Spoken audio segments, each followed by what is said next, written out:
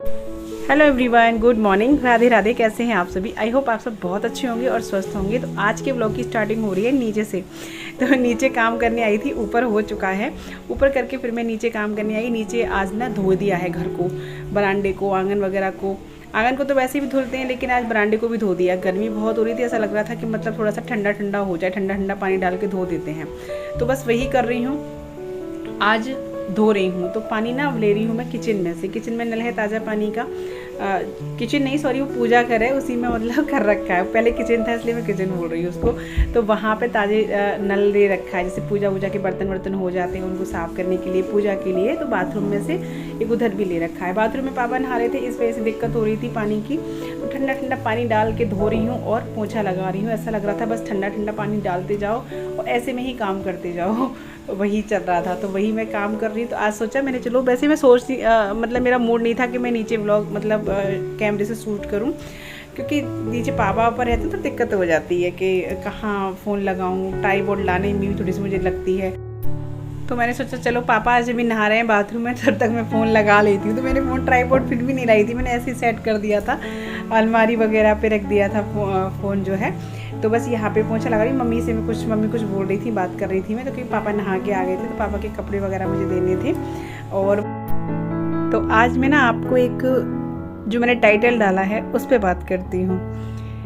मैं बैठी थी, मैं मतलब देखती रहती हूँ कुछ ना कुछ ऐसी चीज़ें मुझे अच्छी लगती है, जो मेरे मन को अच्छी लगती हैं। तो वो मैं देख रही थी, तो मैं आपको भी बताती हूँ। ये बात बिल्कुल सही है, और आप लोग बताइएगा कि ये बात बिल्कुल सही है या गलत है, कमेंट में ज़रूर, ठीक है। औरत बिक जाती है प्यार के दो बोल से, पति के कह देने भर से कि आज खाने में मज़ा आ गया। बच्चे जब कहते हैं ना, माँ मुझे समझती है, वो दुगने उत्साह से जुट जाती है, उनकी पसंद को खोज लाती है। सास जब कहती है मेरी बहू औरों सी नहीं, वो अपनी माँ को उस दिन भूल जाती है। सास से दिल का रिश्ता निभाती है। सच में औरत बहुत सस्ते में बिक जाती है। प्यार के दो बोल को तरस जाती है, बस खोजती है अपने सम्मान को। कभी पति की आंखों में, तो कभी बच्चों के सपनों में, और कभी रिश्तों और अपनों में। वो सबको देखकर खुश हो लेती है, बिना विटामिन खाए भी वो जी लेती है। इस बात से आप कितने सहमत हैं, कमेंट में ज़रूर बताना, ठीक है ना। तो चलिए, काम सारा मेरा हो गया है। Hello everyone, Radhe Radhe, good morning. कैसे हैं आप सभी? तो यहाँ पे बन रही है मेरी चाय, दूसरी वाली। काम करके दूसरी बनाती हूँ। नीचे करके आ गई हूँ, ऊपर तो करके गई थी। और ये देखिए, ये जब तक मंडी होके आ गए थे, केले लेके आए हैं, बहुत सारी सब्ज़ी लेके आए हैं, जो कि इनकी बीमारी है सब्जियों की, बहुत सारी फिर से ले आए हैं। मेरा फ्रिज ना आधे से ज़्यादा सब्जियों से भरा रहता है। मतलब वो मंडी में जो सब्ज़ी ना मिले कभी, तो मेरे घर में ज़रूर मिल जाएगी। इतना इनको सब्जियों का शौक़ है। लेकिन मैं परेशान आ जाती हूँ, क्योंकि देखिए गर्मियों में सब्जियों को हिसाब से रखना, उनको सही से रखना बड़ी किल्लत का काम है। और अगर ख़राब हो जाए तो फिर ये बनाई क्यों नहीं, अब बनाए क्या यार, इतनी सब्जियाँ होती हैं, कितनी बनाएंगे। तो यहाँ पे बस चाय में बना रही हूँ और केले वगैरह रख देती हूँ, सब्जी। और ये है ना, सब्जी ये लेके आए हैं, तो ऐसी बात है, सब्जी फाइन भी करते हैं। जब मुझे काम रहता है तो ज़्यादातर सब्जियों को यही फाइन करते हैं। जैसे कि अब करेले बनने थे आज, भरवा, तो करेले ने छील के रख दिए। करेले अक्सर यही छीलते हैं ज़्यादातर, तो करेले ने छील के रख दिए हैं।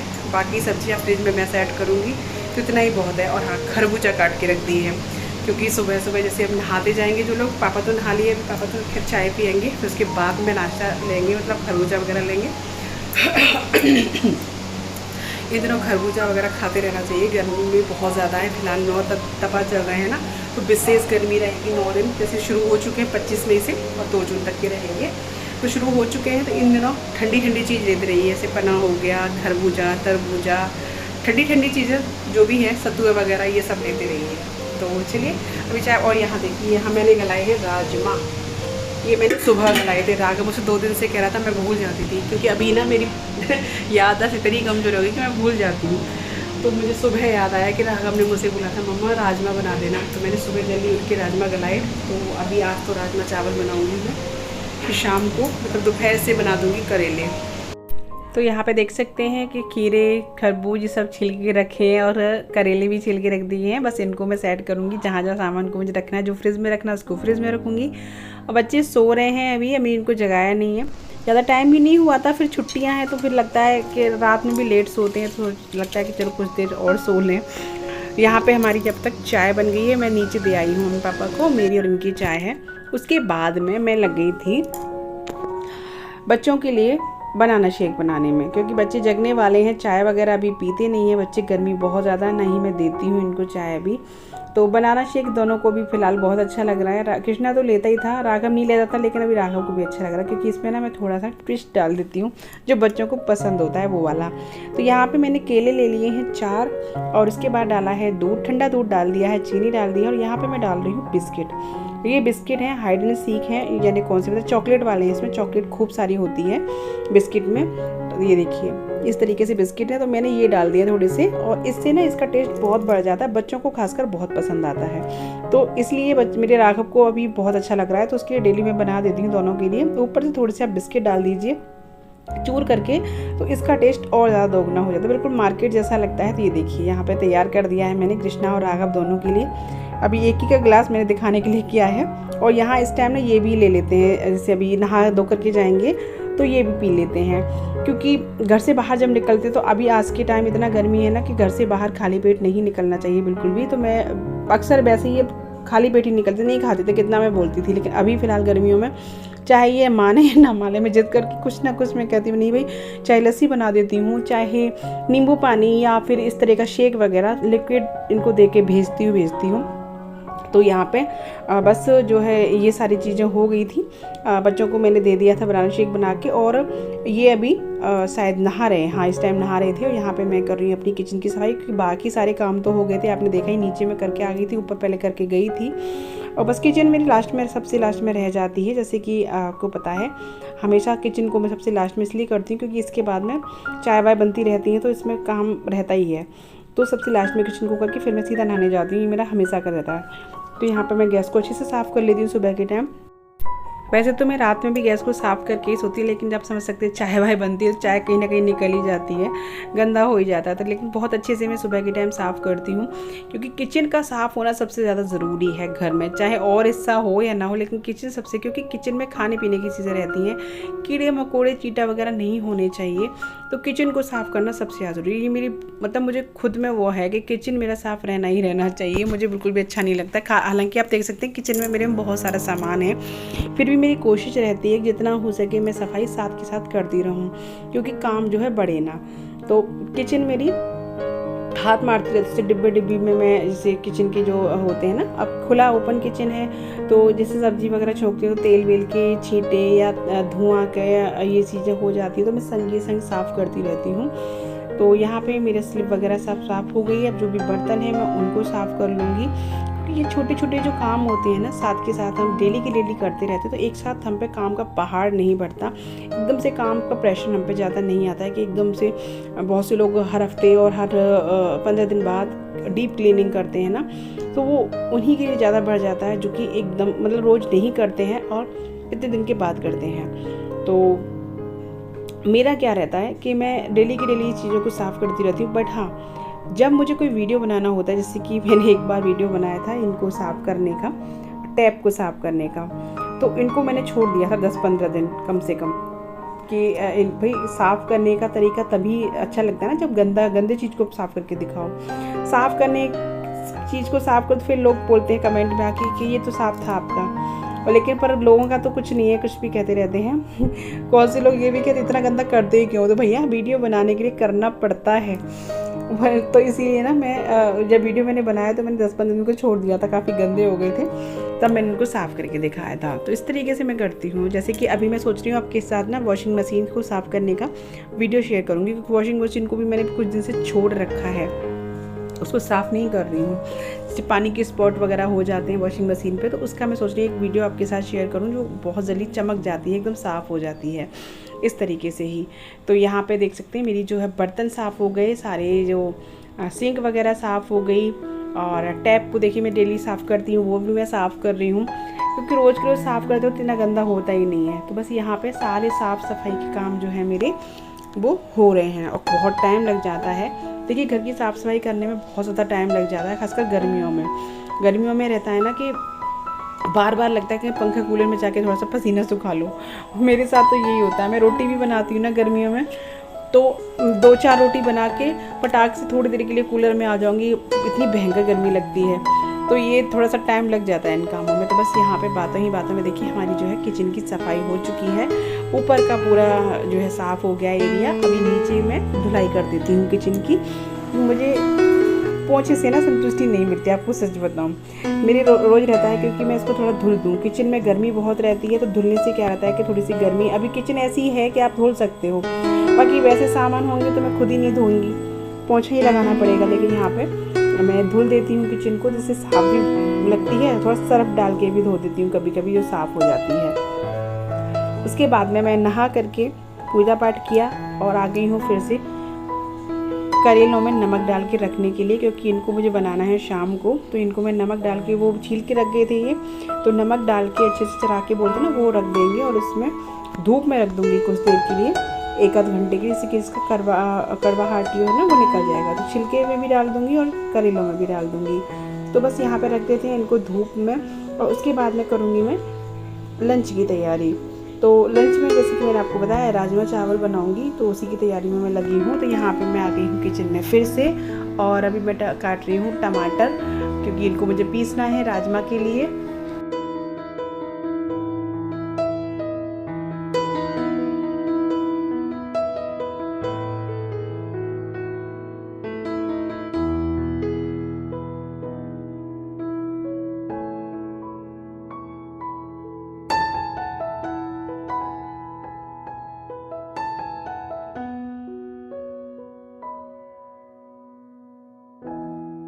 तो जी बस मैंने कढ़ाई में कर दिया है तेल। पता नहीं तेल में अब की बार झाग से हो रहा है, क्योंकि अब की बार तेल ना नया आया है। तो थोड़ा सा मैं यहाँ पे डाल देती हूँ नमक, क्योंकि मम्मी कहती हैं कि तेल में ना पकाते समय नमक डाल दिया करने से ना सही रहता है। तो उसके बाद में मैंने यहाँ पे डाला है हींग, जीरा और थोड़ी सी 2 हरी मिर्ची ना लंबी कट करके डाल दी है। और उसके बाद डाल दिए है मैंने टमाटर पीस देते हैं वो डाल दिए हैं। इसके साथ ही मैंने अदरक पीस लिया था टमाटर के। हल्दी डालूंगी, धनिया पाउडर और मिर्ची का पाउडर, वही बेसिक से मसाले यही डालती हूँ। और अच्छे से टमाटरों को भूनने देते हैं। तो जब तक टमाटर हमारे भुनेंगे ना, तब तक हम तैयारी कर लेते हैं चावल की। तो मैं दूसरी गैस पे ना रख दिए हैं टमाटर को, क्योंकि इतना टाइम वेस्ट क्यों करना, बहुत ज़्यादा मतलब थोड़ा सा टाइम लगेगा इनको पकने में, धीमी धीमी आंच पे। और तब तक मैं बना ले रही हूँ जीरा राइस। तो क्योंकि बच्चों को ना इसके साथ में चावल जीरा राइस ज़्यादा अच्छे लगते हैं, जीरा वाले चावल प्लेन कम अच्छे लगते हैं, थोड़े से वही बना रही हूँ। तो यहाँ पे मैंने घी किया है, और उसके बाद में मैंने लिया है घी गर्म होने के बाद जीरा, और जीरा के बाद हम इसमें डाल देंगे जो हमने चावल गला के रखिए दिए थे, तो वो मैं डाल दूँगी। बस चावल वही नॉर्मल जो घर में हम यूज़ करते हैं वही वाले, कोई विशेष चावल नहीं है। तो उसको डालने के बाद में थोड़ा सा मिक्स करके, और यहाँ पे मैं आपको दिखा रही थी, अब मैं डाल दूँगी इसमें पानी। जितना मैं चावल लेती हूँ उसका डबल पानी मैं डाल देती हूँ। तो यहाँ पे इसी तरीके से चावल जो है हम बनाते हैं।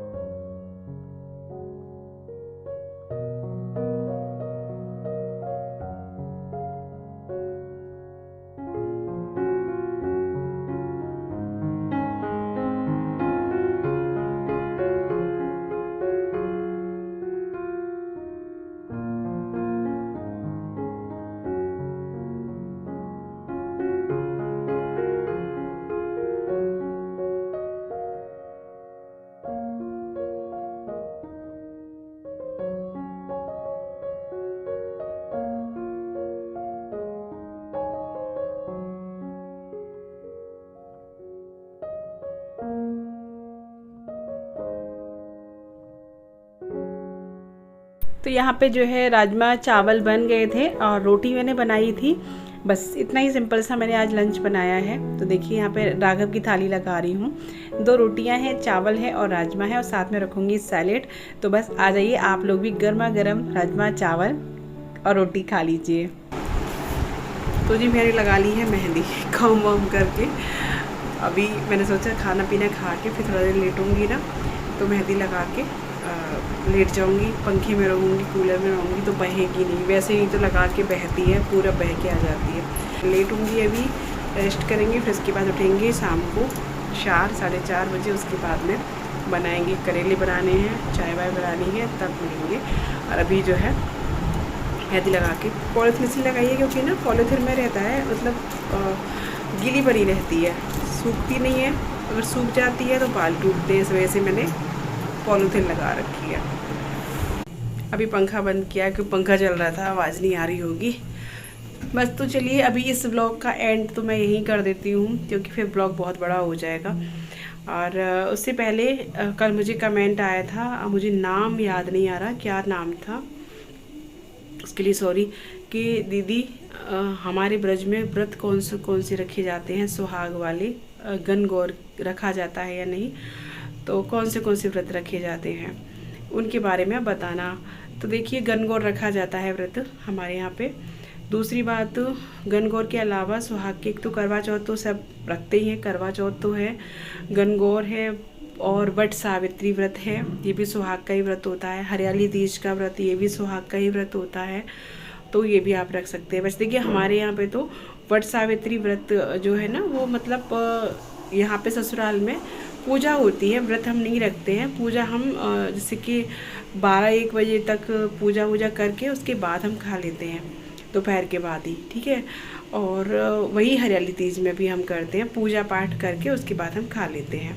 लेकिन बहुत सी जगह इनका व्रत रखा जाता है, मतलब पूजा पाठ करने के बाद भी एक टाइम, बहुत से लोग एक टाइम खा लेते हैं और बहुत से लोग दोनों टाइम खा लेते हैं, बस पूजा ही करते हैं। तो हमारे यहाँ ससुराल में पूजा ही होती है और उसके बाद खाना खा लेते हैं, जब तक पूजा नहीं कर तब तक नहीं खाते। तो वट सावित्री व्रत हो गया, हरियाली तीज का व्रत हो गया, सब सुहाग के ही व्रत होते हैं, गणगौर तो है ही, वो है। तो ऐसे हम लोग करते हैं और यही व्रत होते हैं, ठीक है। और होते होंगे तो मुझे ज़्यादा नॉलेज नहीं है क्योंकि तीजा वगैरह का व्रत हमारे ब्रज में शायद नहीं रखा जाता, कहीं नहीं मैंने सुना अपने यहाँ। और भी क्या है, देखो हर जगह के लोग रहने लगे हैं तो फिर वो तो लोग करते ही करते हैं। जैसे कि अब मथुरा में भी हर जगह बाहर के लोग भी रहते हैं। अब बिहार वगैरह में ये व्रत ज़्यादा रखा जाता है तीजा वीजा का, तो वो लोग रहते होंगे, लेकिन हम लोगों के यहाँ नहीं, मतलब ये मतलब नहीं रखते हैं, तो मैंने इसलिए आपको नहीं बताया है। व्रत तो फिर और कई भी हैं, हर जगह के हर तरह के व्रत अलग अलग हैं। और देखो जरा भी मतलब पंखा बंद कर दिया ना, तो थोड़ा ही पंखा बंद किया, पसीना आने लग गया। हाँ तो चलिए अभी इस वीडियो का मैं एंड करती हूँ, थोड़ी देर रेस्ट करूँगी, इस वीडियो को फिर मैं एडिट करूँगी, आज ही जाएगा और उसके बाद में फिर सारे काम से फिर लगेंगे। तो मिलते हैं आपसे अगली वीडियो में। अगर वीडियो अच्छा लगा हो तो प्लीज़ वीडियो को लाइक ज़रूर कीजिएगा। हरे कृष्णा, राधे राधे।